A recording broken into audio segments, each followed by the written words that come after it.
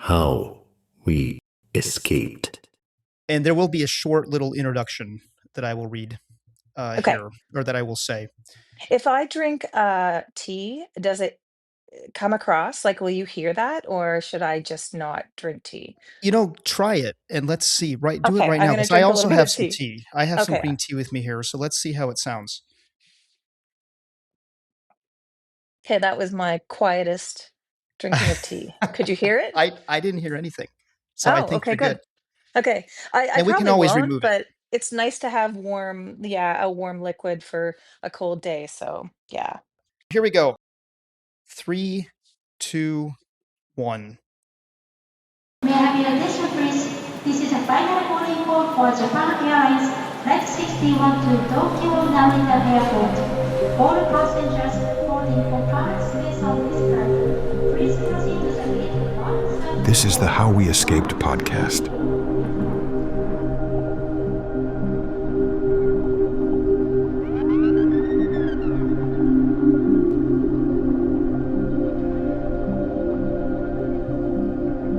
And now, here's your host, Rob Drake.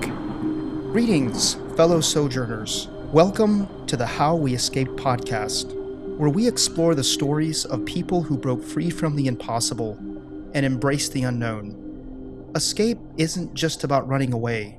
It's about courage, survival, and the human yearning to live free and to flourish. The views and opinions expressed by our guests are their own and do not necessarily reflect those of the podcast or of its humble host, me, Rob Drake. This podcast touches on themes of abuse and control and may contain strong language. Listener discretion is advised. As always, let's get to today's story as quickly as possible. Our guest today is Deborah. Yes, Deborah has a last name, but we aren't going to use it today on the show. Deborah was born into a highly controlling religious group, which oddly enough goes without a name, claiming instead that its members are saints gathered to the name of the Lord Jesus Christ. If you are in the group, you are good. If you are not, you can expect a future filled with hellfire and brimstone. The teachings in this group originate from a man named John Nelson Darby, whom I would imagine many of you might recognize. Darby was a 19th century English clergyman who made a number of missionary trips to North America. He focused his energies on New England in the US, Ontario in Canada, and the Great Lakes region. His impact is still felt strongly today in some parts of Christendom, as he is considered the father of modern dispensationalism, futurism, and the pre-tribulation rapture theology. Don't worry, these topics are way too dense to explore on the show, but if you have read or watched the Left Behind series, then you got a good dose of pre-tribulation rapture theology. These days, Deborah is a mindfulness practitioner and an educator living in Ontario, Canada. She is a mother to 2 beautiful children and 3 rescue cats. She enjoys yin yoga, spending time in nature, and hanging out in coffee shops, just like me, writing and connecting with fellow humans. Her hope is that sharing her experiences will not only shed light on the complex nature of high control groups, but will also offer strength, hope, and healing to others. Deborah, you are on the air. Thank you for joining us today on How We Escaped. Thank you so much for having me. Well, we have a lot to unpack today, but I wanted to ask you first, how many times over the years while you were in this group did you put on a head covering? And how old were you when you were required to do this? This is an impossible question. Every time I was in the meeting hall where scriptures were read, where prayers were said, it was mandatory for a woman as well as a young girl, to wear her head covered in one way or another. I remember having a scarf on my head. My mom would tie it rather tightly when I was probably as young as 5 and probably younger. I've had times when I've seen parents put bonnets on their female babies. So right from babyhood, their heads were covered. I can't exactly remember the age I was, but I can tell you I don't remember not having to wear it. And do you remember when it became your responsibility to have it with you when you went to church and put it on yourself? I think it was pretty young. I would say probably about 8 or 9 years old. It was just kind of next to the Bible and the hymn book. We each had our own, and that was just what you picked up as you went out the door. And then as I got older, they had coverings shifted a bit, and there became mantillas that were worn by the stylish teenagers, the younger girls, the cool ones, I guess, if you could say, in a high control group. That was possible or not, I don't know, but I remember having a mantilla folded in my Bible, so it was easy to always have with me. And if I had forgotten one, there was always a gracious older sister who would bring a napkin that you could put on your head, but you had to have your head covered. And you see head coverings in many denominations around the world. In some denominations, they are required. In others, women wear them by choice. What was the reason in your group that they were required? What were you told? I was told that I was told two different things, and they were two very different things. So initially, I was told that it was to symbolize obedience, submission of women um, towards men, any man, but primarily I think fathers to daughters and husbands to wives. But if it came to a situation where there wasn't a relative male, it would also hold true. So it was basically a symbol, just that females were saying that I submit, I obey, um, and staying silent was also a requirement in this group. So women, when they came into the church hall, and I call it a church hall now because I've had to adapt my language to speak to people about it outside, but the meeting hall is its true term. Um, Women could not speak at all in any way, shape, or form until they exited that meeting hall, and all prayer and readings were all over. So only men were allowed to speak. Women weren't even allowed to pray in their pews. No, no, absolutely not. I mean, I remember a time when one of the ladies got up, and she was a little cold, and her husband had some back problems, and so she got up and she closed a window behind her. And I remember my dad just raging all of the way home about how dare she stand up and close that window, and how unsubmissive she was, and that that was only the role of a man. So it was very layered, and it was very deep. And my father in particular was extremely firm, and if not obsessed with the submissive position of women, and that all women should absolutely never do anything that would could be construed as being dominant in any way, leading in any way, or to even taking initiative.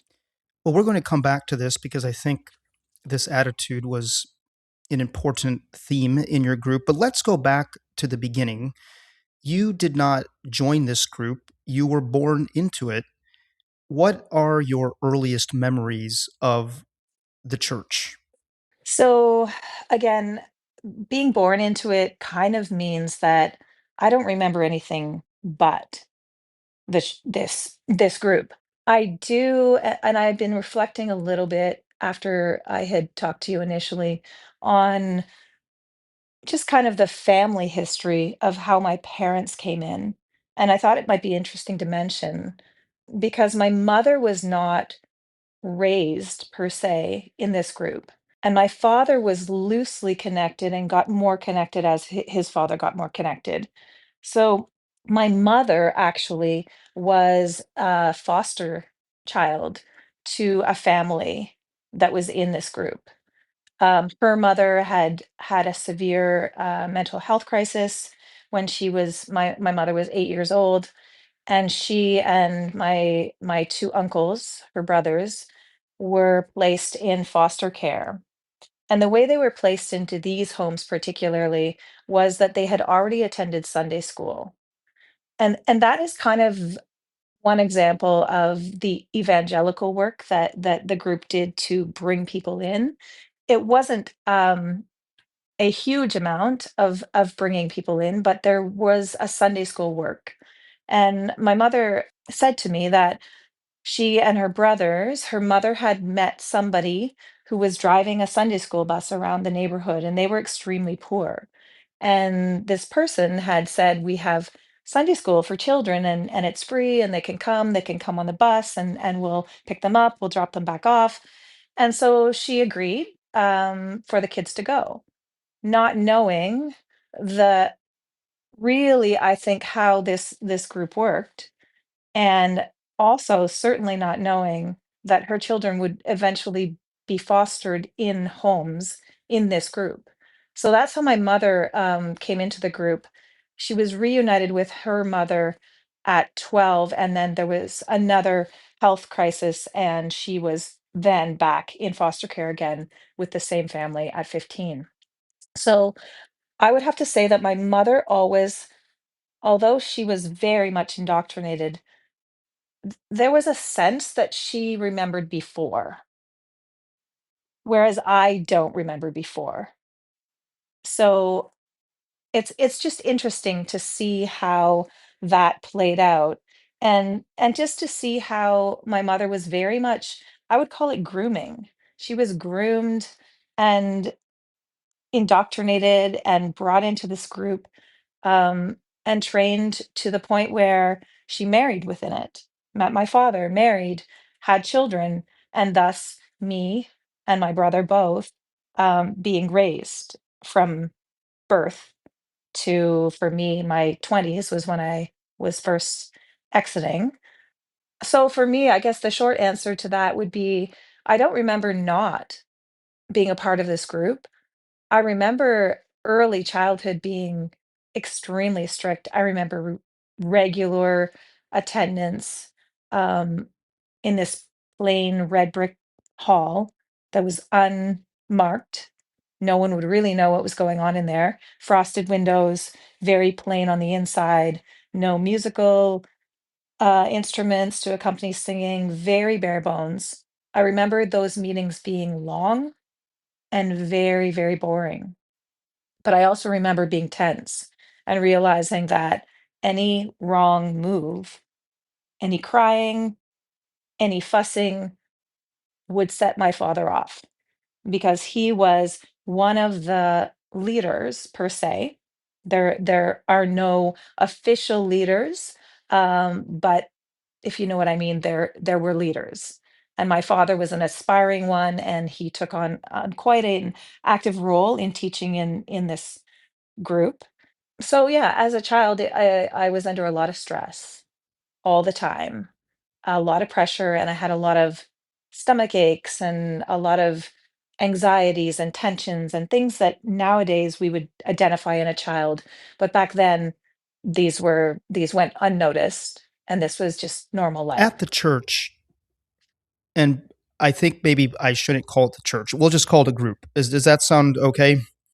Yeah, or the meeting would work because that's what we had to call it something. It gets kind of awkward when you can't use a name, so it was called The the meeting. meeting. Okay. At the meeting, when you were Mhm. at the meeting, were you with your parents at all times, or was there a Sunday school for younger children? So there was a Sunday school. My parents were both Sunday school teachers, so we would all attend together. But I would be in same age group class, taught by various members. And that was actually, now that I think about it, it's interesting. Women did lead some of those classes, particularly the younger ones. So there were a couple women that took on the role of Sunday school teachers, and I briefly did as well in my either late teens. I guess it would have to be late teens. So that was one exception. Was there a curriculum that was used for the children, or was it just the Bible?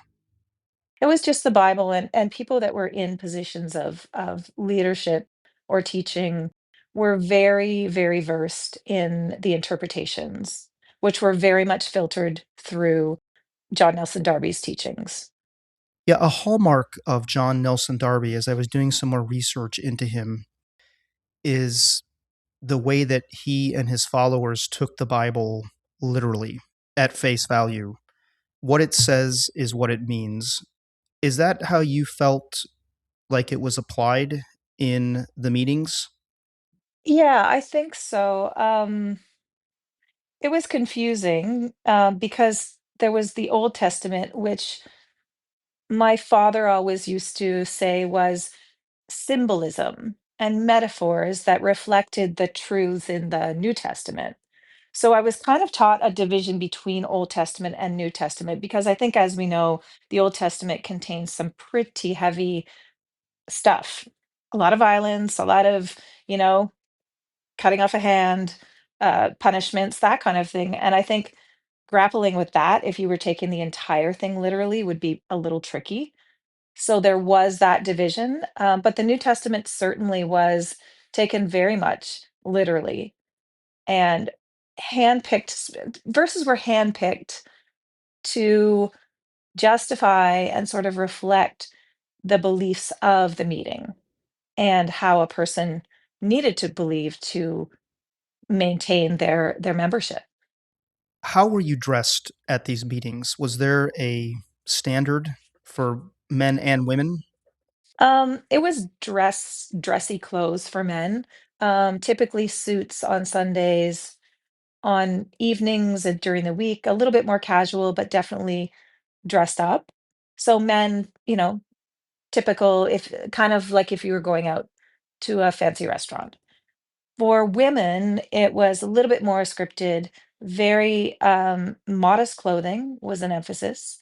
So no low necklines, long dresses, certainly no pants. There was a lot of scrutiny on women, particularly young girls, after puberty, on whether they were adhering to modesty principles. And there was a lot of inherent shame that I think a lot of girls felt of their bodies and responsibility for not attracting male attention. There was a lot of pressure on women in that regard. How often did you have to go to church during the week? Because I know that some of these high control groups, they want to have their members inside that building as much as possible. That's part of the control. Yeah, Sundays was a busy day. Sundays would begin in the morning with breaking of bread, which was kind of in a tiered way the highest expression of godliness. So that was a meeting you did not want to skip. And then in the afternoon there was Sunday school, and then in the evening time there was a gospel meeting. So Sunday was a full day. Sometimes if there were special visitors from other areas, other locations, there would be a special meeting, so there might be an extra meeting popped in there.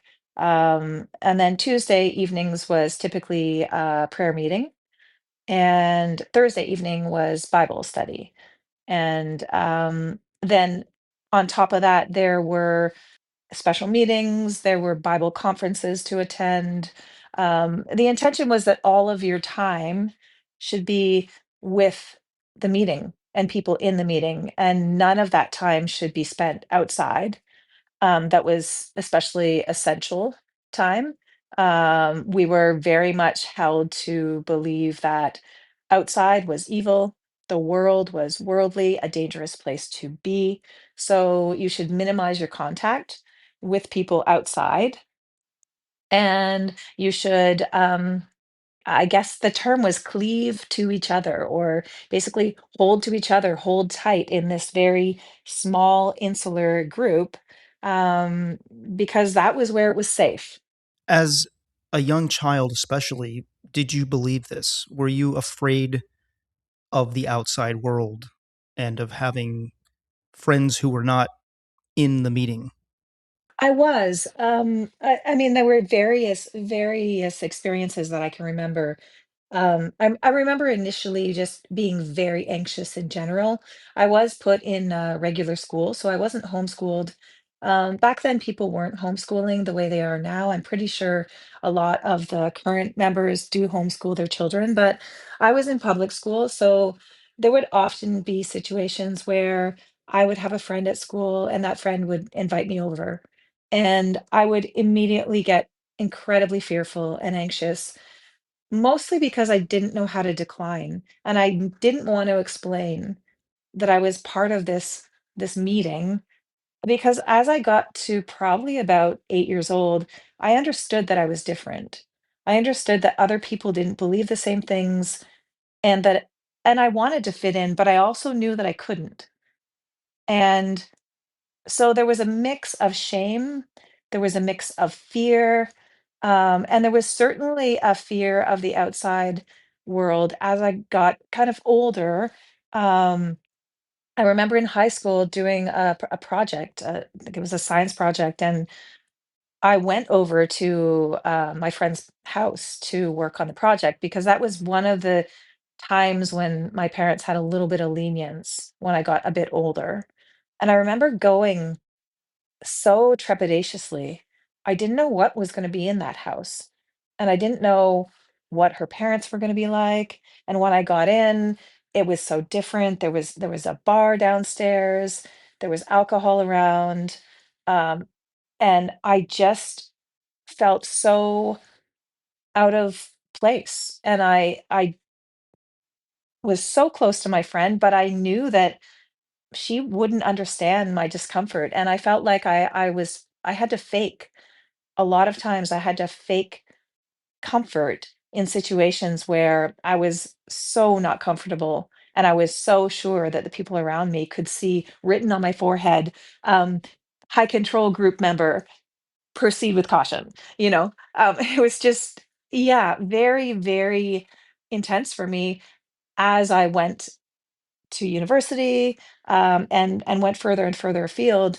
I had to face down these walls that were built within my psyche, really, in my own conception of myself and others, and safety and danger. All of those things were very skewed in my mind.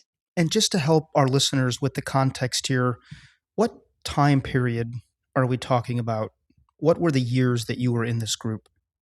So from birth until I left for Japan, I was about 24, I think, or 25.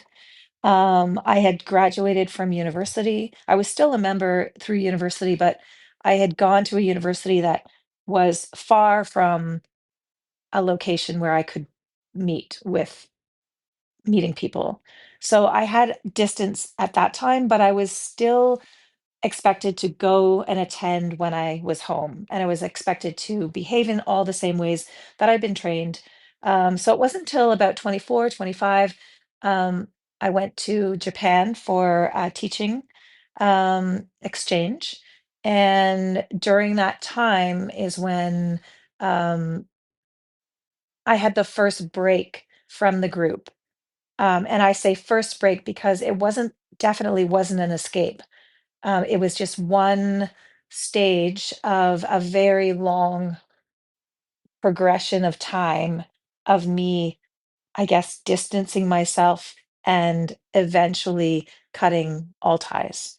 I asked about the time period because you mentioned your high school friend, and I'm wondering if she had any idea what kind of church, what kind of meeting or what kind of group in her mind, a church you were going to. I'm wondering if there was information about this group on the internet. Do you think she had any idea? No, I mean, I don't know because I spent most of my time trying to just fit in. I'm pretty sure she knew of people in this group. Um, At a certain point, I started wearing pants and I started wearing makeup. And these were things that I got when I was in high school secretly. So I started normalizing my look. So it wasn't so obvious because I remember in grade 6 and 7 and 8, I remember kind of being teased for always wearing a long jean skirt. And I remember thinking, the first thing I want to do is wear a pair of pants. I need to look the same. I don't want to be different. So in high school, I was very much acting the part of just a regular person. But I think a lot of the kids, because we were in a small town, had some kind of awareness that there was this weird group. And I remember being questioned, what's the name of the church? But what's the name? I remember when I was asked questions, and I would just get so awkward about it. And I started just pulling names out of a hat. I called it Brethren for a while. I called it Plymouth Brethren because I'd heard that that's what people referred to us from outside. So I'd avoid that question by starting to just kind of pick a name that seemed like it fit, but I felt really guilty doing that. If someone drove by the meeting hall, would they have seen any sort of marking or sign telling them what it was? Initially, I think when I was a child, there was a black and white sign, and it just said, "Ye must be born again." And then it had another verse below it about the blood of Jesus Christ cleanseth us from all sin. I think that was the two verses. So very cryptic. And then at a period of time, um, I guess I would have been maybe 10 or getting a little bit towards preteen. I remember the discussion whether it might be appropriate for them to put up a sign because then people would know when Sunday school was, what time it started, if they wanted to bring their kids, or people going past, maybe they would be drawn by the Holy Spirit to come in to listen to the gospel. So I remember my dad made the sign actually, and it's still there because I checked. Um, it's very old and weathered, but I remember him making this sign, with just breaking of bread, 11 Sunday, um, Sunday school, 3 p.m. Sundays, and just listing it all. And then those same verses were on the bottom, and that was allowed to be put up at that point. So, for anybody driving by, it looked like a church. And I suppose that there are people who move into a new place and they're looking for a church. And so, did you have visitors on a regular basis? No, not at all. It was because the sign was there, but then there was frosted windows and the doors were all they looked really foreboding. They were just like solid dark wood, no windows. So in order to have the courage to walk in, you'd have to go through one, two, three sets of doors and still not know exactly what you're getting into. So the only people I ever remember wandering in randomly were a couple people that in the town were kind of known as streetwalkers, I guess. They just wander the streets. I think they had homes, but um, one man would come in and he would often come in quite drunk and he would come in on Sundays hoping to get a little bit of wine. So, and in those situations, it was always very interesting to see everybody panic just a little bit inside, trying to figure out how to navigate this person who's clearly, come in for other reasons. And yeah, I remember as a child seeing this and my heart beating faster and being kind of afraid, like, I don't know what's going to happen. So no, people didn't just drop in.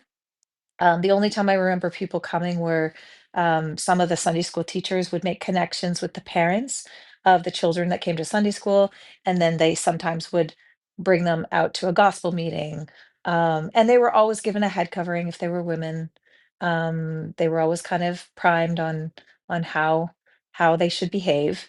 And it always felt awkward when people came in. It didn't feel it just felt like who is going to ever come here from the outside? Who would ever choose this? This is just it's so weird.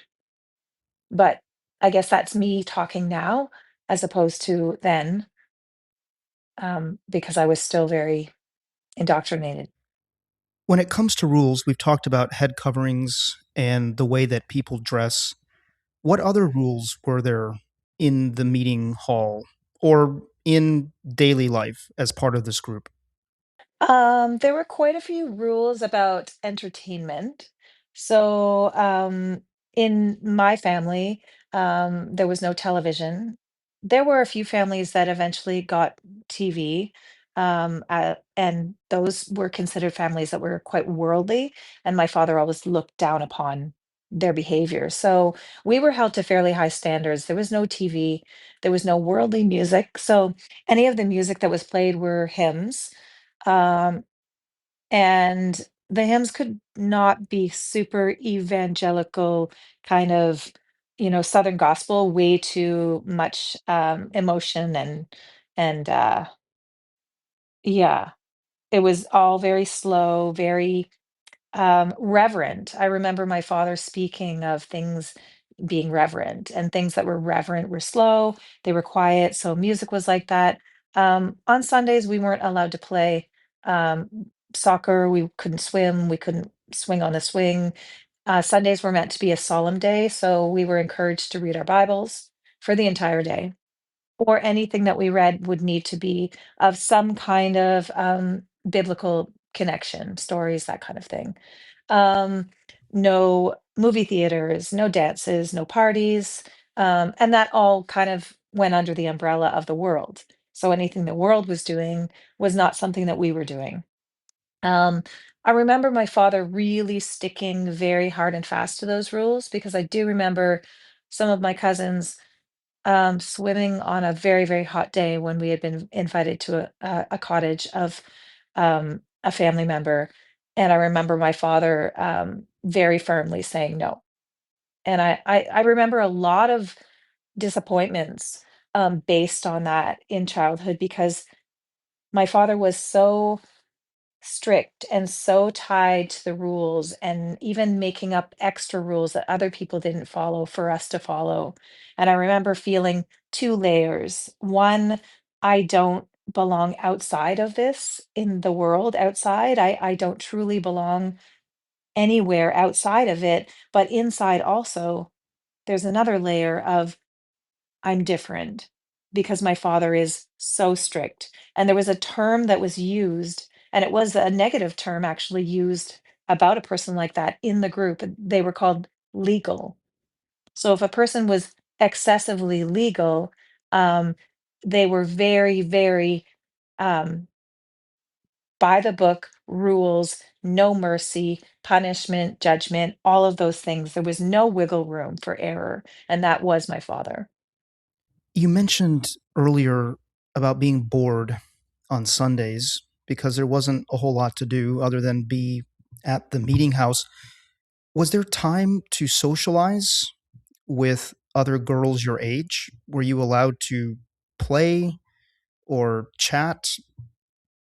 Yeah, there were, I mean, on Sundays, typically, sometimes, you'd get invited over to somebody's house. So it could be the whole family went over after breaking of bread and had dinner, or lunch together, or maybe, one of the children, asked their mom, "Oh, can Deborah come over?"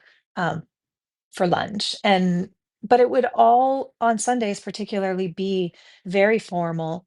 And although there was some play, it was very, very quiet, again, very reverent sort of play. A lot of things were not allowed. In most families, riding bikes was not allowed. So our play was it existed, but it was very different on Sundays, and we were very busy with all the meetings, so it would occupy our time. So there wouldn't be the temptation to break some of those rules. One tradition that existed was very popular when I was an evangelical many years ago was the potluck. Maybe your church, your group would have a potluck once a month, and everybody looked forward to it because it was a chance to taste some delicious food and just hang out. The kids would be playing outside. Did your group have anything like that? Yeah, do remember potlucks. They mostly weren't on Sundays, although I guess there were a few, but I'm not remembering. I do remember there being potlucks before a special speaker. So someone would come into town from outside from another meeting location. And if they were a leader, a teacher in the assembly, they would automatically be given a meeting and everyone would come to hear them teach. And often before that, there would be what was called a fellowship tea or potluck, and people would eat together prior to that. Yeah, there was a lot of drama with my father throughout the years with some of the leaders' teachings. So if he didn't feel like a leader was teaching in a strict enough way or disagreed with anything, he would make sure that we didn't attend. So there were a lot of events that happened and started to happen as I was growing up. A lot more fun events with the group, even camps, overnight camps with teenagers all together, family camps in the summer. But my dad, for some reason, always felt there was something wrong. They weren't following scripture properly. So most of the time he would not allow us to go to those. What was your dad most afraid of with all of these rules and restrictions that he placed on you and your family? I think he was very, very afraid of free choice. Um, he was very suspicious of pleasure. He believed that pleasure was sinful. Um, he emphasized hard work. We had a lot of chores, a lot of things we needed to help with. We lived on a small farm, so he emphasized work. Kind of the old adage, like I don't know if I'm making this up, but that cleanliness is next to godlessness, godliness, but also hard work showed your godliness. And so he would often, if we had been to one event that was fun during a weekend and there was a second, he would say, "No, you've had enough." So he monitored our pleasure. So, I mean, the question that you ask is actually one that is kind of a new one for me. And I'm not even sure I've thought about this enough to really understand him and why he chose this level of strictness. But I know he had a lot of fear. I know he had a lot of his own anxieties and fear. And I think for him, the more black and white the rules, the more restriction, then the less fear. Everything could be predictable. And in a way, if he was enforcing rules and he was a leader, then he was also in control. So there's nothing better for a person with a lot of fear than feeling power. And I think that was a lot of his motivation. And a lot of the men's motivation, I think, came from some kind of deep-seated fear. Um, and so this allowed them control, it allowed them power, it allowed them structure, predictability, all the things that you wouldn't get in the world outside. You told us how your mom came into the church, and you told us that she met your dad in the church. But how about your dad? Was he born into the church? So this is not a conversation I've had with him enough to know exactly the beginnings of it. I've asked my mom a lot about her birth story and her history coming in.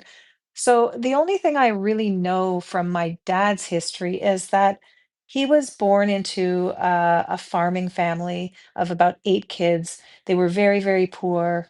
Um, his family never had enough money for the kids, and there were meetings in the area that they lived in. They were up in Quebec, and these meetings were, I guess you'd call them kind of home meetings. So they were part of the John Nelson Darby meeting, which was the only true place, was one of the teachings. And so these meetings were small because there weren't a lot of people. It was a very isolated area up in Quebec. And I think my grandfather met one of the leaders, and this person, this brother, he was very kind and helpful, and I think helped my grandfather. I don't know if he helped him financially or if he helped him with work, with land, supporting his family. All I know is that my grandfather started attending these meetings, and eventually had a connection to the meeting. And then my father and the children were brought in. And interestingly enough, in my father's family, there's about half of the kids stayed in the meeting and about half left. And it was the younger ones that left and didn't want anything to do with it. And it was more the older ones that stayed and married in it and continued on. So I do have family on my dad's side who are no longer a part of the group. I have cousins who were not born in it, so have no idea the experience. Um, and then I have cousins who are very much in it and have married in it and have had kids in it and continue on. So my mother and father married, they met at one of the camps. So there was a church camp, and that was one of the camps where it was kind of known that the couple that were running it were elders, and they were highly esteemed, godly leaders, and they wanted to provide opportunities for young people to meet each other so that they could marry. So it was literally a camp that was designed almost for matchmaking, not quite, but and that's where my mom met my father. Tell me about your siblings. How many siblings do you have? And did your parents treat all of you the same when it came to applying the teachings of this group to your lives? So I have one older brother, and that is all I have for siblings. Um, and I think we were raised very differently based on our genders, but we were both raised incredibly strictly, with a decent amount of physical abuse, punishments, those kind of things. So I'll start with my brother. So he was raised as a boy, he was raised to study the scriptures. And boys were trained to study the scriptures because ultimately they would become leaders if they were godly. And if they adhered to the scripture and studied it, they would get elevated to one of these positions of leadership. So I remember my brother he was very, very smart. He could memorize Bible verses like super, super fast. He took to studying scripture. It was something he was very interested in. He took to listening to all the teachings, and he really took it very, very seriously. Excuse me. And so his trajectory, really, from what I could see, was he was moving up towards a position of leadership, somewhat like my father's.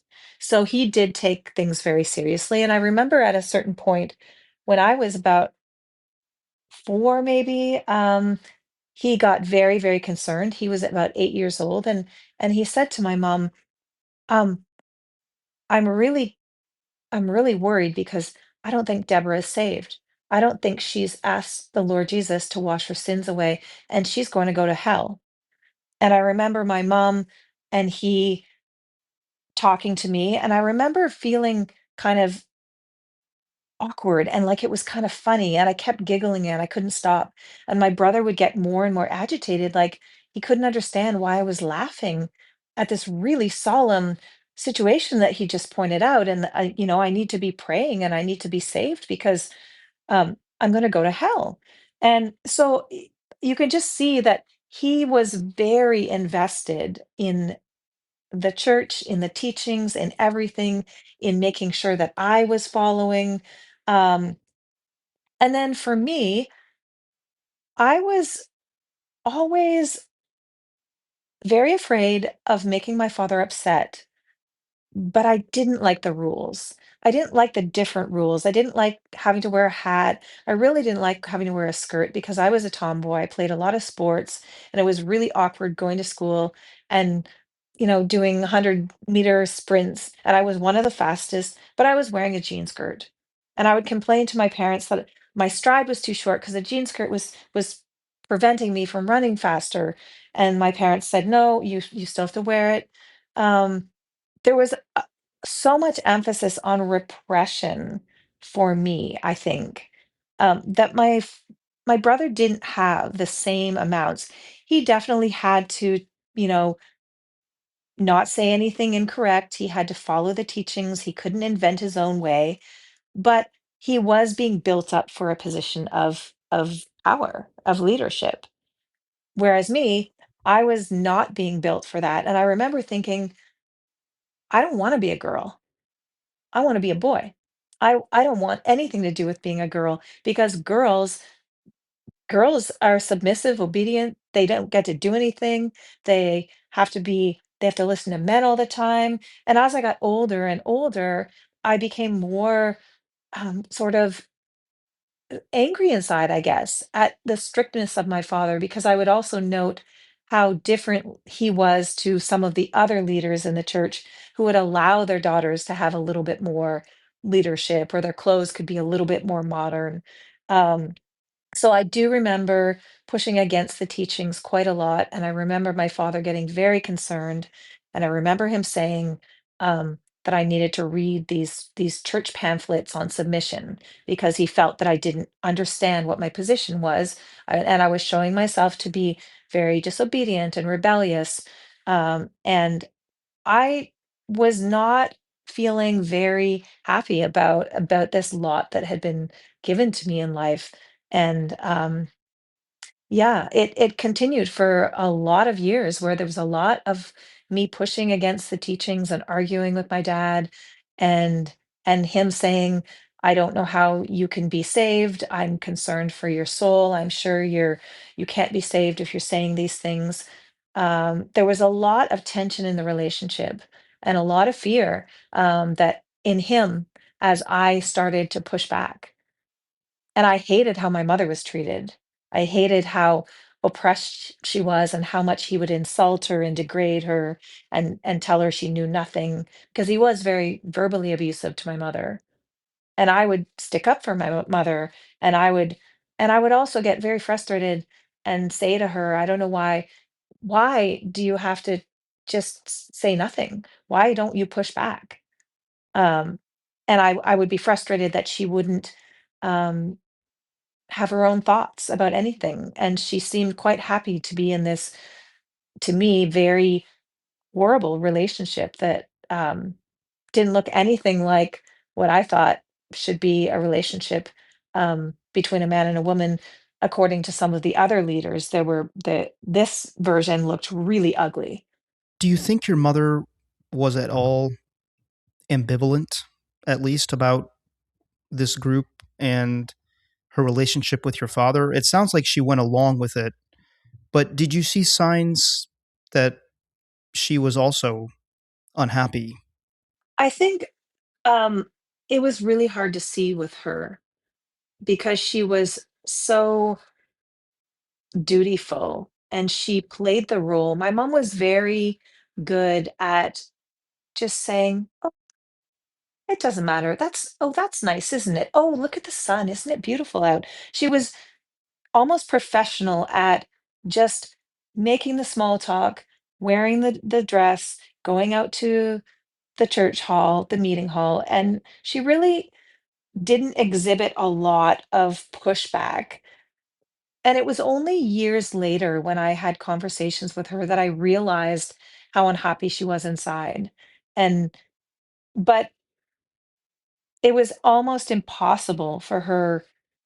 to make any other choice. She had stayed home to take care of the home. She had education. She was a teacher, but she had not used her education for years and years. Um, and she was also very used to my dad degrading her in these ways. I feel like she was almost immune to it in a certain level.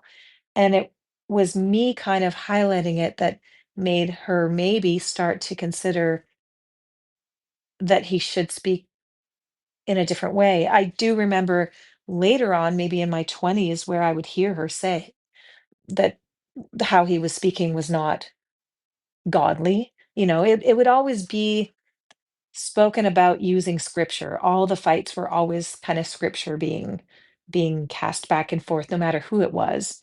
So it was hard to tell what anyone was really saying because it was always, you know, that's not godly, or that's doesn't please the Lord, or you know, all these expressions. So I do think my mom was aware of a different time and space that she had had in her life, but I don't think she saw any way out. And I think the fear was far too large for her to ever consider anything but what she had. Your dad was a leader in this group. How was he different at the meeting hall from how he was at home? Was it like two different personas? Yeah, quite a lot. He he kind of had three, I would say, because he was a teacher in the public school system, and he was very well respected. Um, he was worked hard, was very caring towards the kids. Um, he taught grade 7 and 8 phys ed for years. He was a strict coach, but he was a good coach. So he had this professional um, persona, and then he had his meeting persona, and his meeting persona looked nothing like his professional persona. Suddenly, he would enter the meeting hall and he would look very solemn and very strict, and he would spew out verses over and over, and he would go on and on about John Nelson Darby and the teachings, and he would reference scriptures, and to the point where I didn't even know really what he was saying. And there was a little bit in me of, I would say I had a little bit of narcolepsy when I went into the meeting hall. I often fell asleep, and I did for years and years and years. When I was little, I would fall asleep, and it was acceptable because I was little, but it continued on. And to this day, it's really funny to think about, but it's also puzzling because I don't think I was tired, but I think in a certain way, I was blocking all of this out, whereas my brother was studying, studying, studying. So my dad was, um, he was just this robot to me. When he entered, he didn't look like he had any expression. His tone of voice was very monotone. He would talk about all of the things that he'd been studying in and he studied all the time. Throughout his summer breaks off from teaching, he would study scripture. And then at home, he was a little volatile. Maybe not just a little. He was very strict with us, but he also had a lot of anger. And his anger would come out in punishments, physical punishments. And it was always a very weird mix of, we knew he had gotten mad at us for something because he lost his temper. Maybe he wasn't feeling that patient. But then the level of anger was so heightened that he would quickly explain his justification through scripture that he had a responsibility to punish us, to physically hit us with a paddle. and to discuss our error and to require us to go to our bedrooms to pray to God first, to ask forgiveness for our sin. And then we were required to come down to him and we were required to ask for his forgiveness. And he would read scriptures to us. And I remember in those moments feeling like I hated him. I didn't want to come down and sit with him and listen. And then there was a period of time where I was so angry at these punishments that I wouldn't pray. I'd go up to my room and then I wouldn't stay in it. I would wander back into the bathroom and I'd run the water so they could hear me downstairs. And my parents started to feel like I think they were losing control and that I wasn't actually taking this seriously. And so that was the way I started to inch my way towards what I think was a little bit of identity, a little bit of room to express myself. These micro rebellions happened in my teens, and then they just continued to happen a little bit more, a little bit more, a little bit more. And now when I look back on it, I see that as I was making space for myself because I didn't want to stay there and I didn't want to be in this oppressive family, in this oppressive group. I couldn't see far enough to see forward, but I needed to make a little bit of room and I needed to express myself because if I had no identity, there was going to be no escape. How we escaped. Hi, Rob Drake here. Do you have a story of escape to share with us on the How We Escaped podcast? We'd love to hear your story and to consider airing it on our show. You can contact us right now by heading over to howweescaped.com and filling out our contact form. That's howweescaped.com. You can also reach out to us on Facebook, YouTube, or Instagram.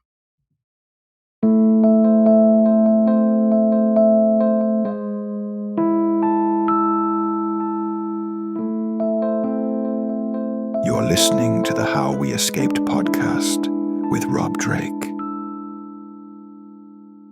How old were you, do you think, when you started being more aware of your identity and the fact that things were not right at home? One thing very, very early on, and I kind of attribute this to a lot of my ability to move out of this group. From an early age, I had kind of an identity outside. And I don't mean outside of the meeting, I mean outside of the house, outside in nature. So I remember going to the back field and there were some cows, there would always be some farm animals. And I remember when it was tense inside. I remember when I just couldn't bear it anymore, or just to get a little bit of physical space around me, I would go back to the field. And I remember playing all sorts of games. I remember pretending I was a famous figure skater in the wintertime when I was skating on the pond back there. I remember I had a whole world of imaginary friends. And some of my imaginary friends, they swore, they smoked, they did things they weren't supposed to do. And I think when I think back to it, that this was my psyche trying desperately to keep room around myself so that I wouldn't be completely destroyed and crushed. And I remember having hugely fond connections to the animals. I remember sitting with the cows, and I remember this is sort of the beginning of mindfulness for me. I would breathe with the cows and I would watch the steam coming into the cold air from their noses. I would listen to them chewing their cuds and I would feel this relaxation, this warmth, this sense of me. This is me. Nobody out here can tell me what to do. Nobody out here can take me away and crush me.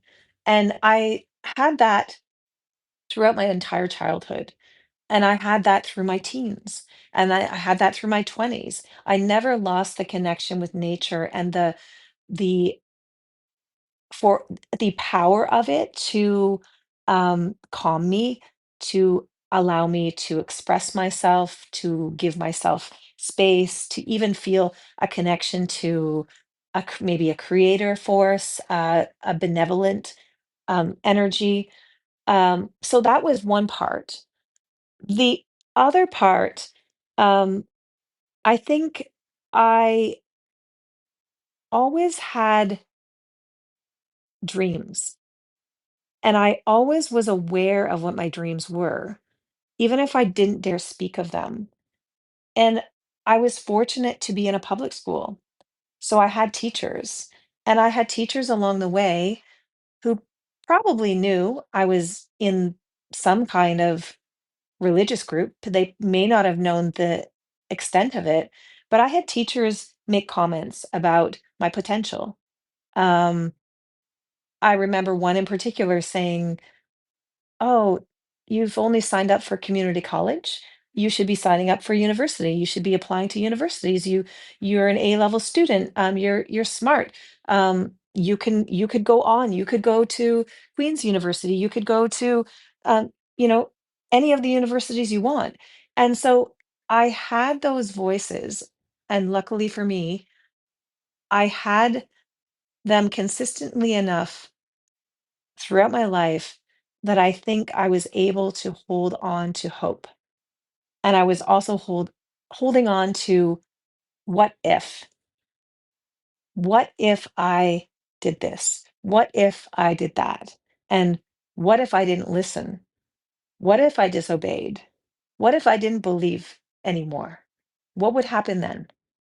I think this was the biggest surprise for me in your story, that you went to public school, that your parents allowed you to go. And I wanted to go back to that moment in your childhood when you became of school age. Was there ever any question of you going to public school? Were your parents worried about this, or was there just no other option? Well, I think my parents are both teachers. So my dad actually worked in the school that I went to kindergarten in. So I think there might have been a sense of safety in the fact that he was there. He was my first phys ed teacher. So, and that was weird. I remember being jealous of the other kids because how kindly he was treating them. And I remember wanting that attention. And that's a bit of a side note, but he was there at the school that I was in kindergarten and grade one for. And then my brother and I went to a small country school. My parents definitely had concerns. They definitely were very quick to pull us when there was any sexual education. Um, Although we were just kind of take a note to the teacher, and teacher was told we weren't allowed to be in the class, and so we were sent to the library. When there were any teachings that were against the church type teachings, my parents were very quick to make sure that I was pulled out of those classes and something else was provided. School dances, all of those things. Um, I think that I remember my parents emphasizing that it was good for me to go to be a testimony. So it was good for me to go to public school so others would see my light. That's how they talked about it. They said that when you were saved, Christ dwelled within you, then your job was to be a light around you. So, in that sense, I guess they kind of justified going to school with being a testimony and potentially, others being drawn to Christ. It's a big pressure. But I just, yeah, I don't really know why they didn't choose otherwise, but homeschooling wasn't a big thing. I remember my cousins, a couple of my cousins were homeschooled, but that was more because of bullying, not because of necessarily religious belief. It just seems to me that for a group that was so controlling, and especially controlling over the young people, that they would have provided some options, like maybe a small school attached to the group. I don't know how big the group was. Maybe they weren't capable of this. But did you get the sense that other parents in the group did try to provide other options for their kids? Were there other parents who were homeschooling or who put their kids in a Christian school or a private school? So Christian schools wouldn't have been really an option because this group wouldn't want those teachings. I think this group would prefer public school to a Christian school because the Christian school would be teaching Christian theology. And there was a huge fear of the wrong theology, the wrong teachings. And so we were not only trained to be very separate and guarded about the world in general around us, but we were taught that this particular group was the only right place. This was the only place that Christ had placed his name in the midst. The Holy Spirit was there. Other churches, whether they were Baptist, Free Methodist, Pentecostal, all of those were just, I remember my dad emphasizing, they're just humans that are making this group, but they don't have the important part that we have, and that is the name of the Lord Jesus Christ. He placed it here. He brought his Holy Spirit in, and we are the place. So it does seem contradictory that we were allowed to go to public school, but in a way, I feel like there was almost more fear of being indoctrinated by another religious group that might have a hold on you than being indoctrinated at school, at public school, because we knew we were just there for education, for reading, for math, and anything else we'd be pulled if there was anything that was against the meeting's teachings. And also, it was a small town, so there were others that were also in the meeting that were at school with me. So not so much in the country school, but then we had to move into the town for middle school and high school. And definitely in high school, there was a small group of us that all went to the same high school. And I remember at that point, it became a little friction because I remember there were a couple of the girls that were bringing their Bibles to the high school and preaching to people and trying to recruit people. And I remember I was trying to stay under the radar. I didn't want anything to do with being associated with the group. So it was very awkward because there was kind of a strict group. And for some reason, there was at least one girl that was kind of leading that. I don't know why. And then there were a couple boys. And it it was, yeah, it was an awkward time to be in a public school, but also to have those members of the meeting with you. And there was also a sense of big brother. They would see if you were doing things. They would see that I was wearing pants, or they would see different things, and it would be reported back. And then your parents would be spoken to. And if your parents were spoken to, that was a very big shame, and there would be a punishment. So there was a lot of How were nuance. these indiscretions reported back? What was the process? Let's say one of your classmates who happened to also be in the group saw you wearing pants or talking to a boy or something. How would that get reported to the group? It was very much like a gossip ring.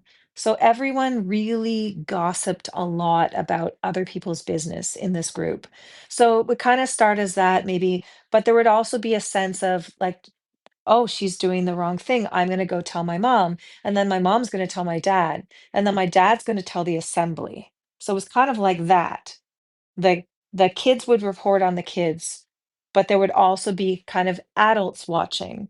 And adults would speak to you if you were doing something that they felt was wrong. They would in the church or in the meeting kind of environment, you would be spoken to, and there would be an instant wave of shame. And the shame and the fear was what really kept people in control or under the control. I remember just realizing that, those two emotions, shame and fear, were so prevalent in my upbringing that as I came out and as I had to unpack a lot of my past, I had to face um, the shame and the fear and the spirals of that and become aware of it because it followed me. Anxiety followed me, feeling ashamed in situations where there was nothing to be ashamed of. Those feelings would follow me outside and into my life as I worked to develop a life outside of the group. So it was a lot of work, a long process to unpack those feelings. Did you ever remember reporting on someone else, and were you reported on yourself? I don't remember reporting on anyone else. I remember being part of the gossip of, you know, my mom would be talking about some girl and the way she was dressed, and I remember contributing to those kind of conversations or saying, "Oh, her skirts, she's always wearing short skirts." But not in a reporting kind of sense. There was an insidious amount of gossip. Which I don't know why that was tolerated, but I guess it just fed into the control to some degree, and people were really bored. There wasn't a lot to do, so people just gossiped about each other and watched each other, and it was almost like kind of an entertainment, I guess. Um, I do remember being reported on for allegedly drinking. So I was trying alcohol. I was at a friend from school's place, and I tried some alcohol, and my brother was there as well. So I hung around with my brother a lot, um, because I didn't have as many. He was allowed to go out, I guess, and connect with friends more than I was. So there were some exceptions in his life where he was allowed to go to a friend's house from school because this friend, the family knew, or because my mom babysat that child. So we kind of knew each other. So my brother was making connections and I was kind of following along with him. So I ended up going into situations and then I would try something because I was a little bit more gutsy, a little bit more rebellious than my brother. And my brother would sometimes report on me, and my cousin got wind of it, and I remember him reporting it to a more high-level brother in in the assembly. And I remember this being kind of at the close to when I was going to university, and I remember I wasn't spoken to per se, but I remember getting a bad rap. I just remember knowing that people were kind of flagging me as a questionable, as someone who was kind of, you know, dabbling. She was trying things. She's kind of worldly. She's not doing what she should be. And they would kind of flag you and they would watch you because ultimately you could be excommunicated depending on what you did, the severity of it, you could be excommunicated from the group. And there was always that fear that it would escalate to a point where they would say, and some people were excommunicated or removed from fellowship, I guess that's what they called it, removed from fellowship for not attending. So if you didn't attend for a long period of time and you were spoken to about not attending and you were, told to come attend, you needed to attend, and you didn't, after a certain length of time, they would put you out of fellowship. Um, if you had a relationship outside of marriage, so a sexual relationship, that was an automatic um, removal from fellowship. If you taught bad doctrine, as it was called, so that was more for the leading brothers. If they started teaching something like the NIV is an acceptable translation and not the King James version, was a real situation. That person was removed from fellowship because this was not the agreed upon rules in the group.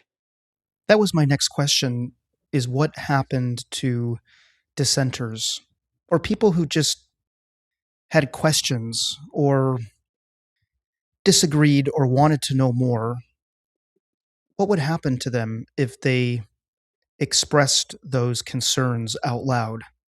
So there were a couple things that would happen. So if they were a leading brother or a brother who spoke in the assembly, if they started speaking and um, putting into question the acceptable truths, they would be disciplined in different levels. So initially, if it became continuous and they were told that they needed to stop speaking truths that were not in alignment with the group's thinking, they would be silenced. So that meant they were basically like a woman. They were no longer allowed to speak until the silencing was lifted. So that was a one level punishment for men who strayed from teaching the truth.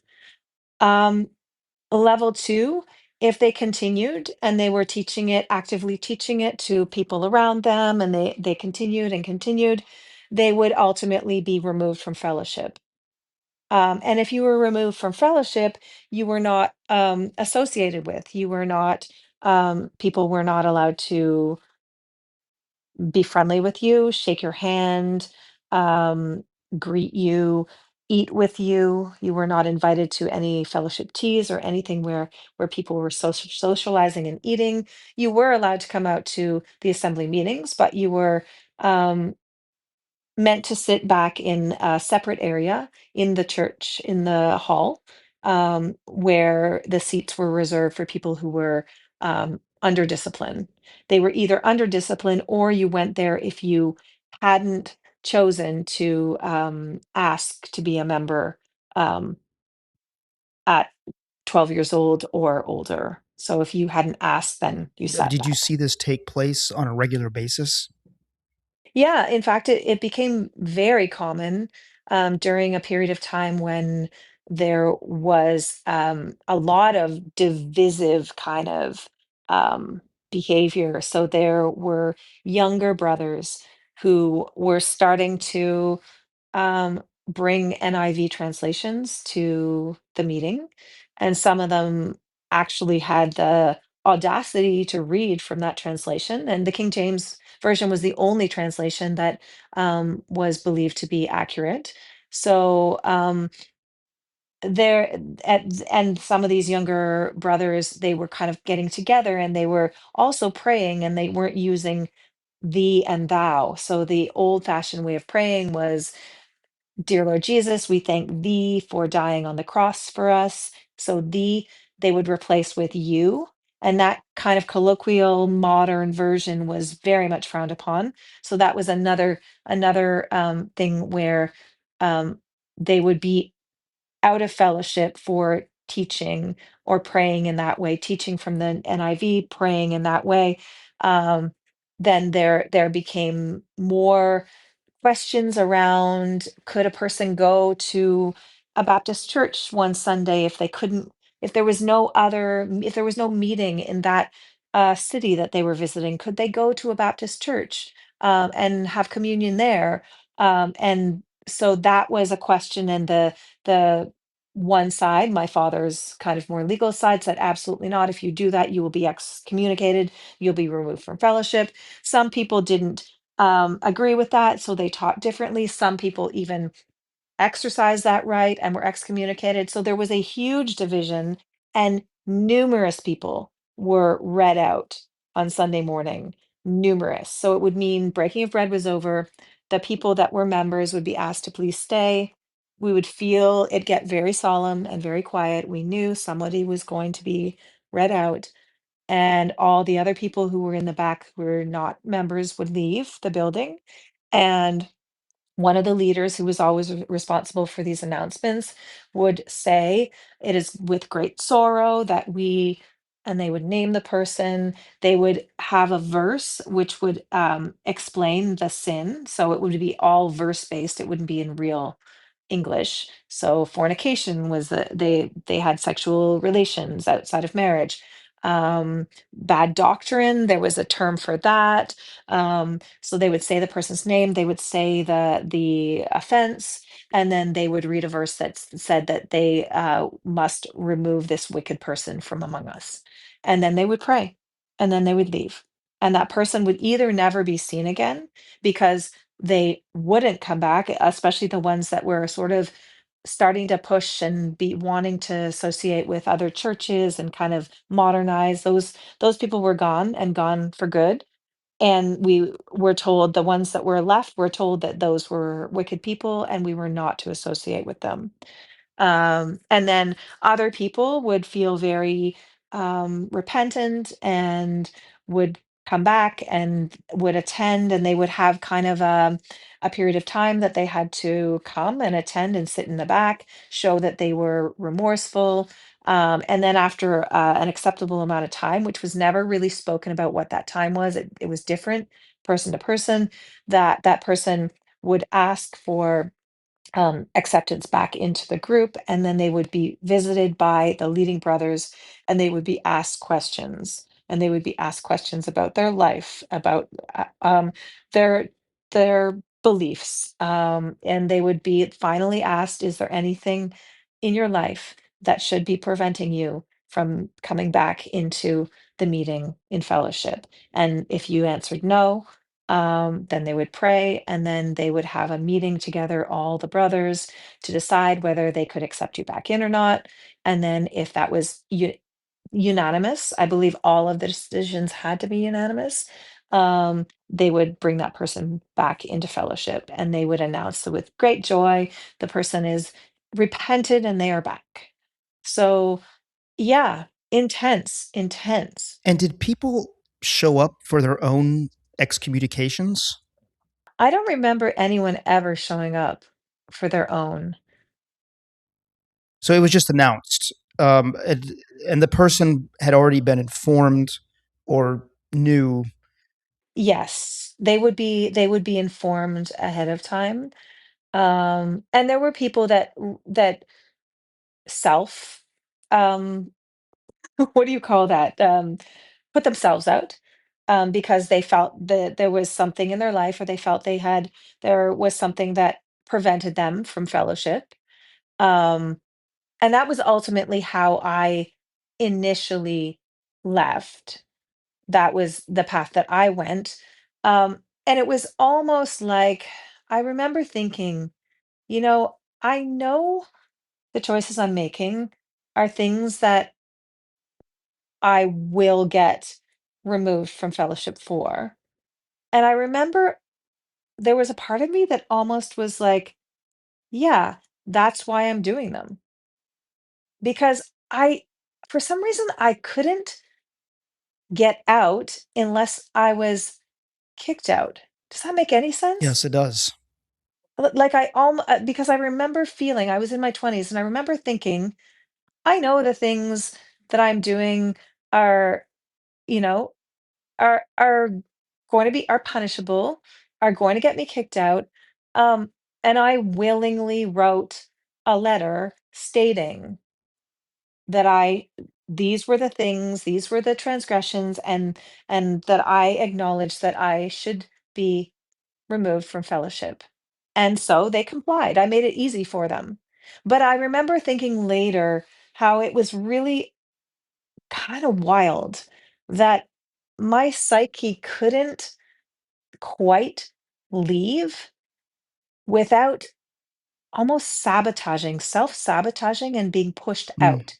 It's almost like someone giving you like the ripcord to so you're gonna jump out of an airplane and you gotta pull a cord and you can't quite do it yourself. You're so scared. And you're like, oh, if I say this, this person will pull it. So you say it, they pull it, out you go. And you're like, there, wah! I don't know any other way to really explain it, but that's kind of how it felt. And then once I was in free fall, I kind of panicked. And I was like, because I had a lot of superstitions. I believed that I was going to be punished for the rest of my life. I could never expect good in my life if I was out of fellowship. And I could expect that God would be punishing me day in, day out, and potentially being cast in hell if, if my salvation wasn't secure. So I remember then having kind of a turnaround and thinking, I need to get them to say, I'm forgiven and I'm back in. I don't really want to be in, but I don't want this curse on me. Like it felt like a curse over my head being excommunicated, read out as a wicked person. Um, so I tried to attend assembly meetings and sit and listen and be submissive, at least visually. But I was still so rebellious inside. And I thought, you know what? Why should I wear a hat? So I would come out without my head covered and I'd sit in the back sinner's row and I'd listen to them teaching and then I talked to my old Sunday school teacher after and say to her, I want to come back. I want to be let back in. And she'd say, you have to wear a head Mm. covering. You're not showing yourself to be submissive. And I said, but why is that so important? Why is that of all things the most important thing to whether I should come back or not? And I really questioned her and I really pushed. And she broke into tears one day and said, Deborah, just cover your head. We want you back. And I wouldn't. And that was literally that was the nail in the coffin, or that was the big open wide field of Debbie discovering herself and the outside world. It was kind of wild because it felt like I sabotaged myself to get myself out, panicked, tried to get back in, but with my own rules, didn't successfully get back in, and then I'm like, "Well, I guess I gotta make it in the outside world anyway." And that's what I did. Yeah, and from the group's perspective, it seems like it was a mistake for them to not let you back in, especially for the simple transgression of not wearing a head covering. I think it was Yeah, I think the my Sunday school teacher saw it as kind of just a little detail. She didn't know why I was getting so worked up about it. Just put it on your head. Like almost, she was almost saying, but not saying, you don't have to believe it. Just put it on your head. Just pretend you do. Just come back in. And I was like, on a matter of principle, I don't believe this. So I don't want to. And, but from a brother's standpoint, a leading brother's standpoint, I would be dangerous because I believed that I had the right to come in without my head covered, which would mean that I believed that I had the right to my own voice, my own thoughts, my own opinions, my own actions. And even worse, maybe I didn't think I had to be submissive, and maybe I didn't have to It was obey. a slippery slope. Very much so. And so I was showing where that slope was going to slip, and they were not willing to allow a woman back in with that potential. Was there anybody else in the group who you discovered felt the same way that you did? Did you have any kindred spirits that you could talk to about these things? Ironically, in the middle of university for me, so I would have been 21 before I went to Japan, and then a little bit into after I came back, there was a group of young people in the meeting. And they weren't local, they were actually from the United States, from Pennsylvania area, an assembly down there. And these young people felt a lot of the same rebellion, but in very different ways. And I remember I used to drive down and visit them, and we kind of formed a little group.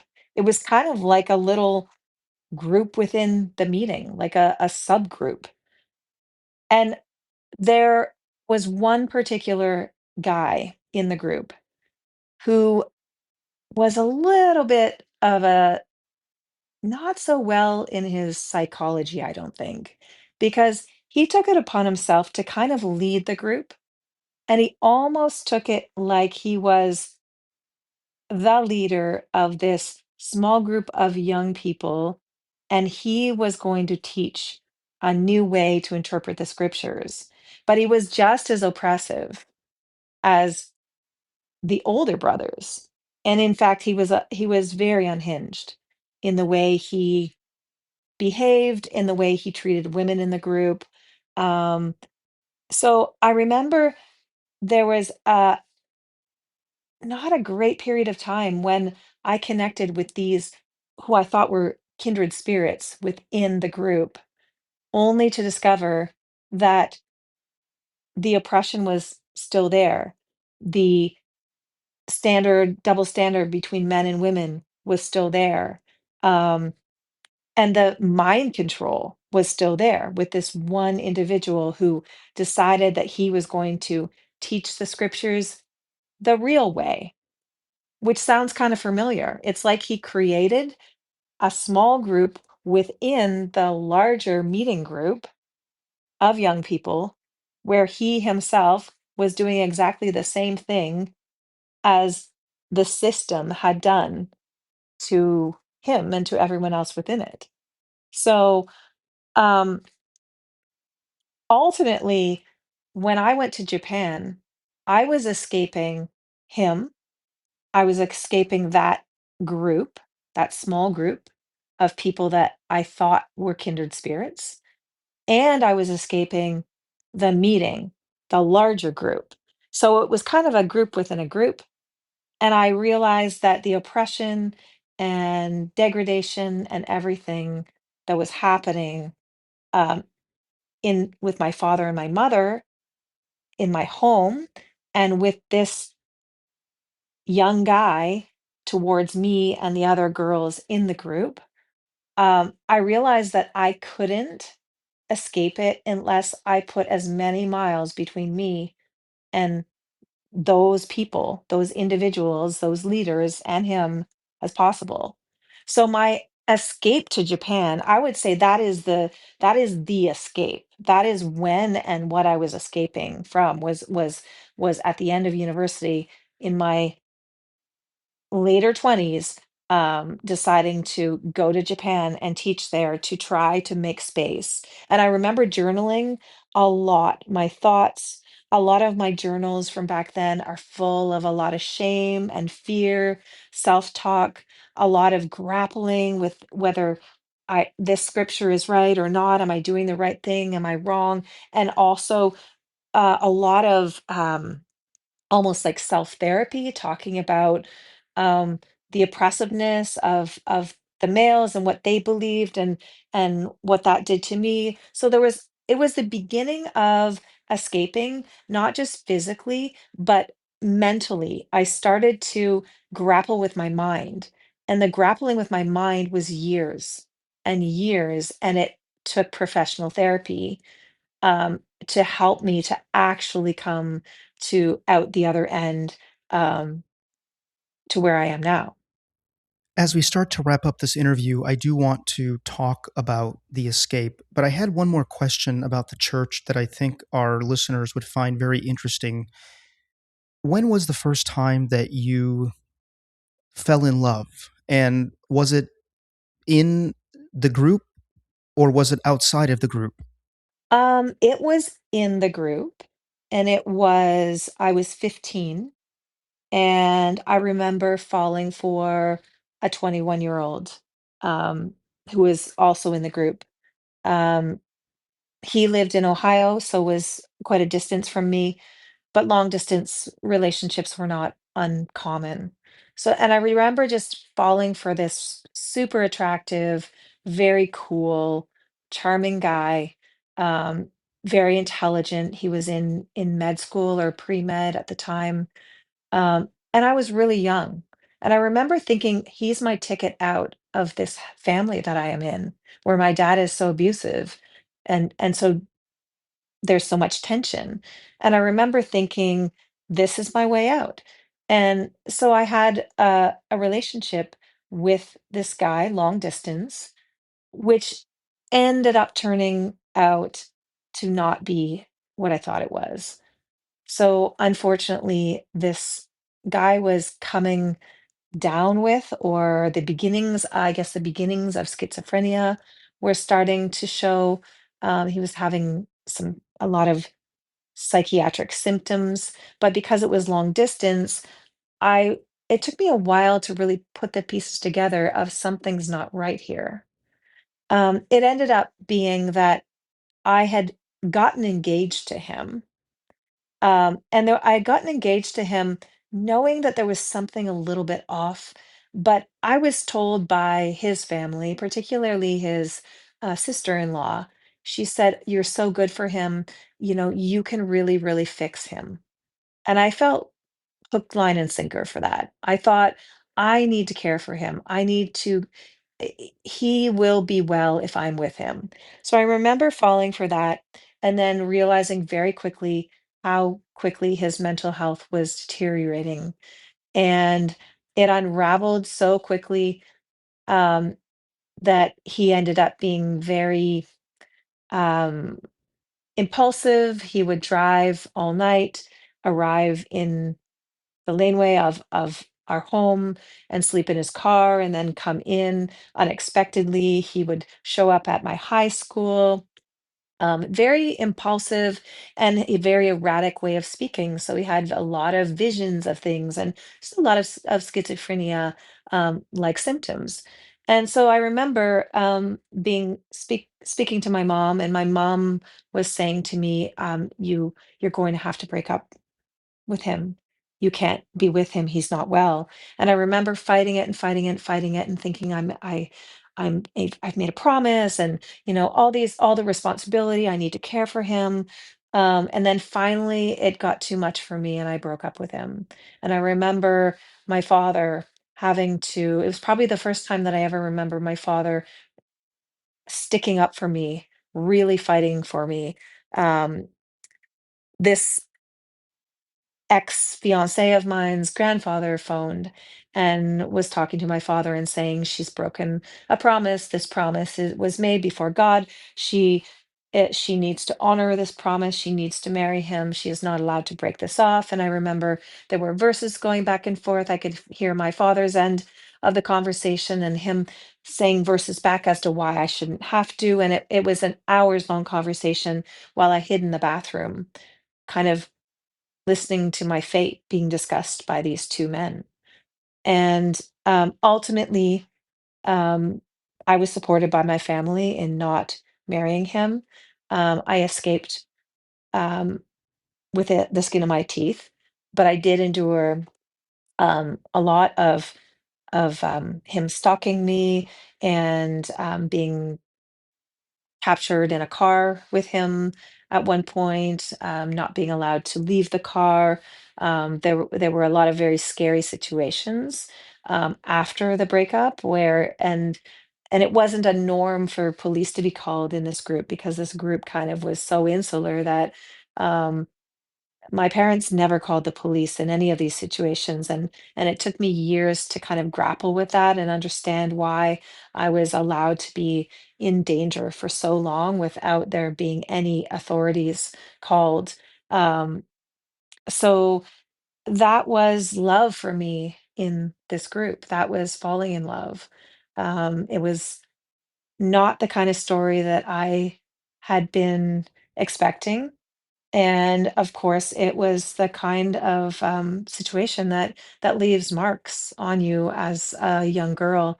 And there was a lot of unpacking to do in that regard for many years later. You said that you felt like he was your ticket out of your family, but he wasn't your ticket Mhm. out of this group, correct? That's right, because I was 15, so I was not. I would say I was not acutely in the rebellion that I got to be later in after this happened. I think the rebellion came actually somewhat out of this happening to me. Um, at 15, I was still very much thinking, of fantasies of being married and having children, and I don't know what I was thinking, but it was a fantasy for sure. Let's talk about the escape. When did you decide to go off to Japan? So I think it was the last year of university for me, and I remember being in a lot of turmoil. I was having a lot of dark, dark depression. Um, I didn't feel like I belonged outside of this group. I was at university and I felt like I was trying all these things for the first time, pretending like I'd just been out in the world my whole life. And I felt a lot of pressure. I felt like people must be able to see that I'm awkward. I must be weird looking. I don't know.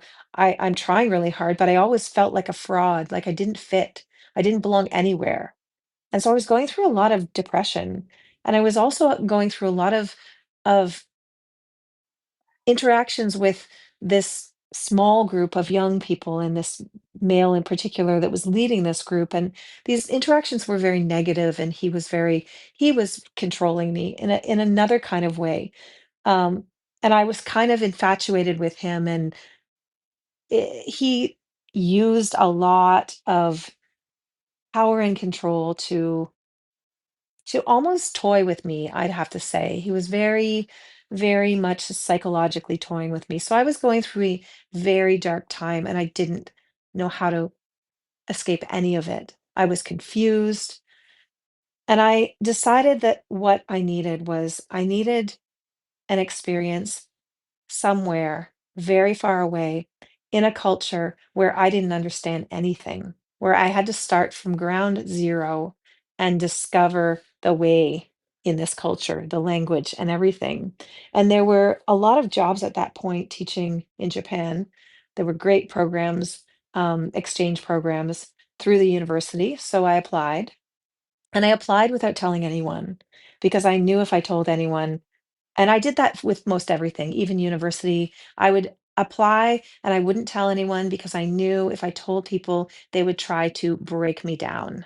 They would try to break down my confidence in the direction I was going, judge what I was doing. So secretly applied, got an interview, got the job, got into this amazing program, and was scheduled to leave for Japan the very summer after I graduated. So I was 24, 25, and off I went on a plane to Japan with no intention of coming back until I was ready. And I remember this guy I was infatuated with and was kind of controlling me. I remember him trying to convince me out of it. I remember that whole group of young people, all not understanding why I was leaving. They thought we had this great thing going, and all I could see was just the torture of another kind of mini cult within a cult, and I just knew I had to get away as far as possible. So I went to Japan, and I think it was the first time in my life when I felt like I didn't belong, but I wasn't supposed to belong. And that was amazing to me. Because I was allowed not to belong, and I was allowed to learn step by step, and people were kind and they taught me things. They brought me into their homes, they fed me, I learned the language, I experienced teaching, connected with, other, foreigners who were teaching English there, developed a really strong, friendship with a girl from England at that time. So it really offered me not only distance, the amount of space that I needed to kind of free myself from the grasp of some of these very oppressive males that I seemed to be caught in the mind control of. Um, it also allowed me to build from the bottom up a sense of belonging somewhere. And it was amazing. It was really amazing. It wasn't easy.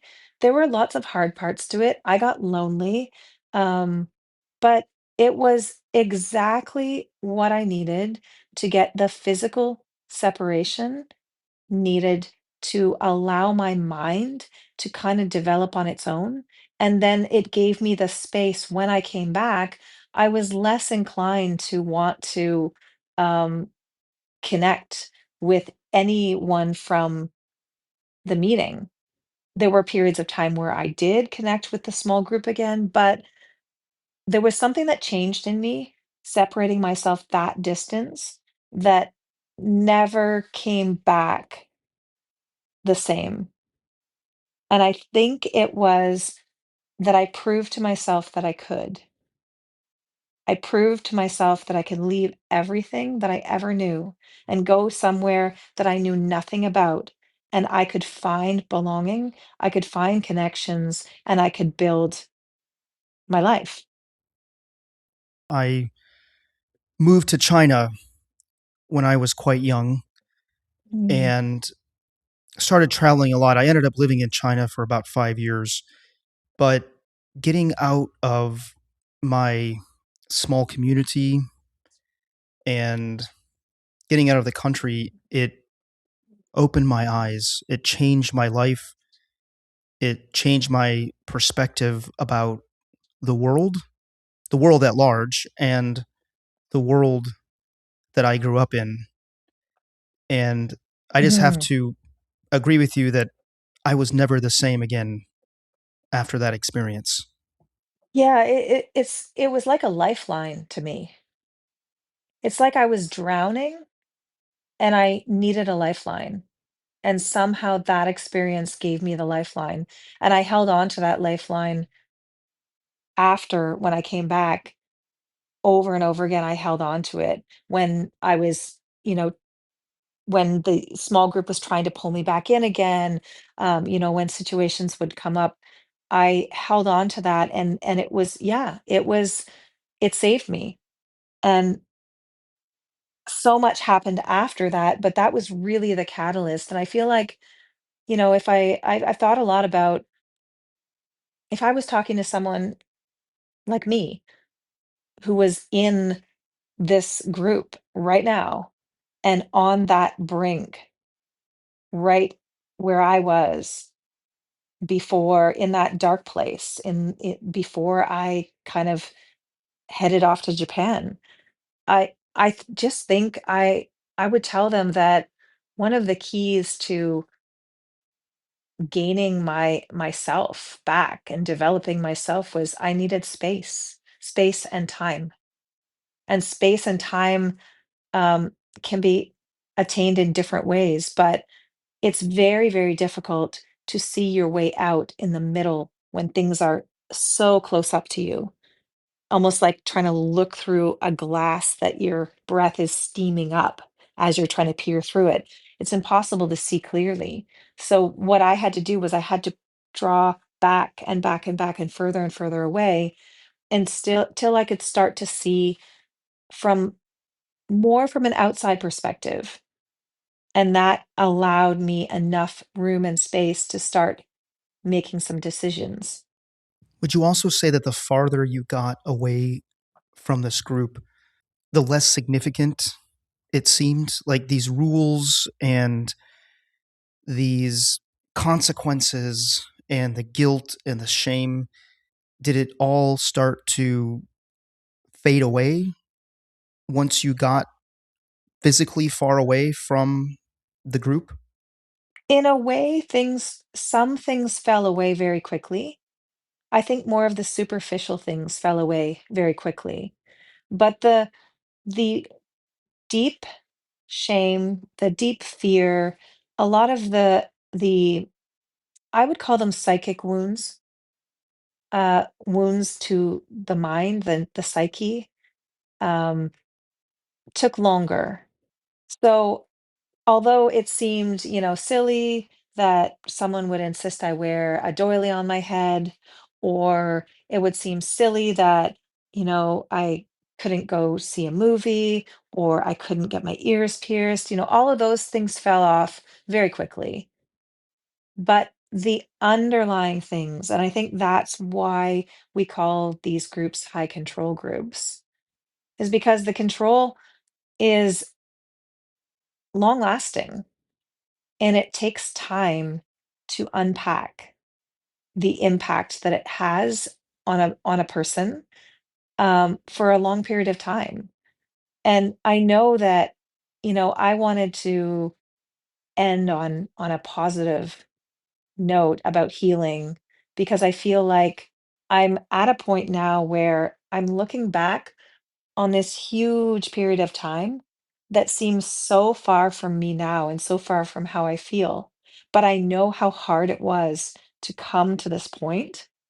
And I feel like the very most important thing to me is never having fully allowed myself to be swallowed up by the group.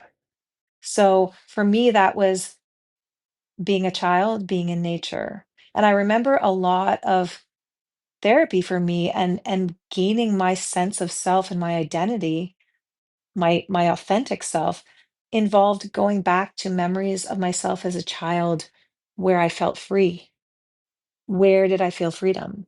And remembering those times, remembering the sound, the smell, the taste, the feel of those memories. And as those memories became more clear, the memories that haunted me became less and less. And it felt like this very small light that was always in there just got a little bit more air and a little bit more air and a little bit more air. And it was essential for me to spend time really remembering, remembering those very few moments. There were lots of bad memories, but remembering those moments as a child when I felt free. What made me feel free? And I encourage people to ask themselves those questions whenever they lose themselves in any way, shape, or form, whether they're in a high control group or a not a high control group. Tapping back into who you truly are involves often going back to, when was a time when I felt free? How old was I? Where was I? What was I doing? What did it feel like? And remembering and keeping that memory alive so that going forward, the space is clear. Yes, and I loved how earlier you used the word identity, that you were finding your identity because your identity is your own. It's not controlled by where you grow up, what sort of church you go to, who your parents are. And so finding that identity is key, I think, for people who Mhm. want to escape from these groups. And I think what you said just now is very profound. There will be people, I believe, listening to this podcast who are in similar situations. And by the fact that they're listening to this podcast, I think it means that they haven't been swallowed up. They haven't allowed themselves to be completely taken in.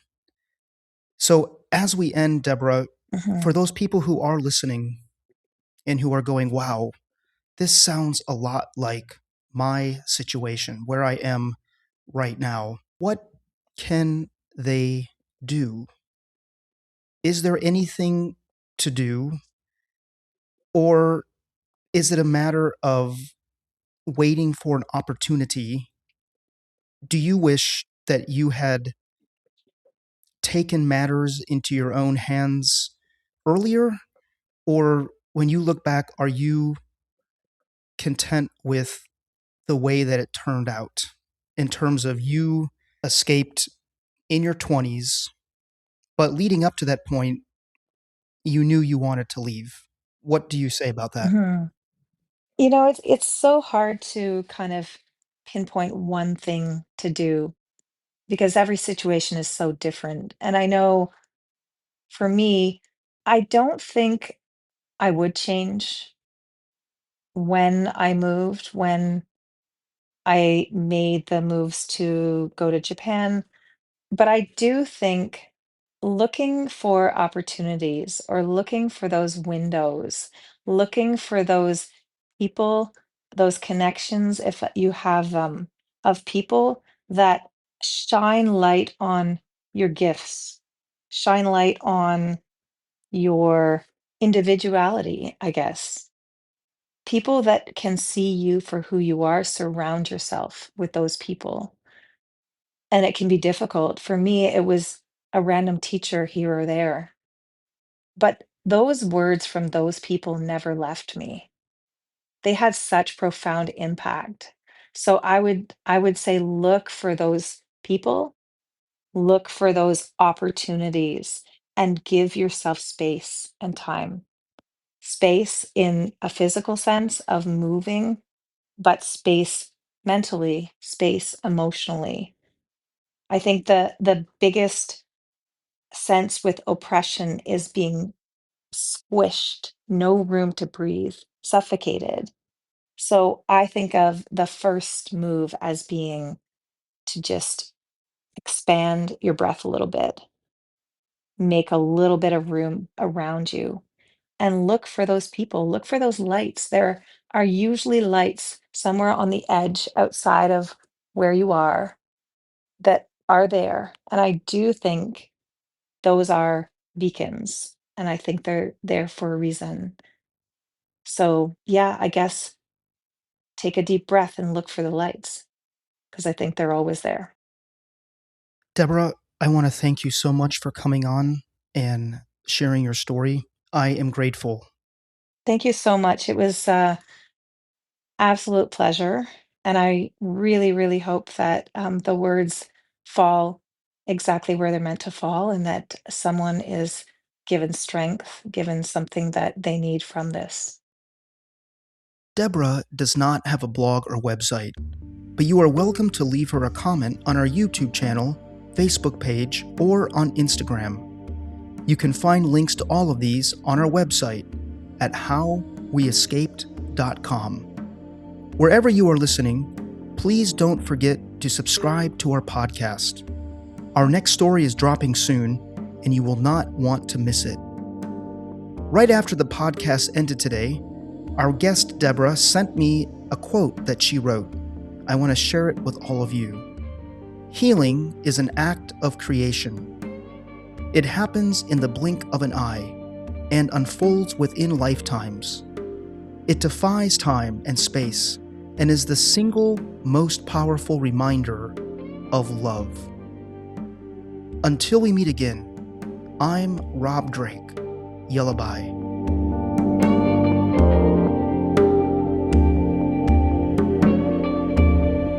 Have a story to share with us? Visit howweescape.com to get in touch.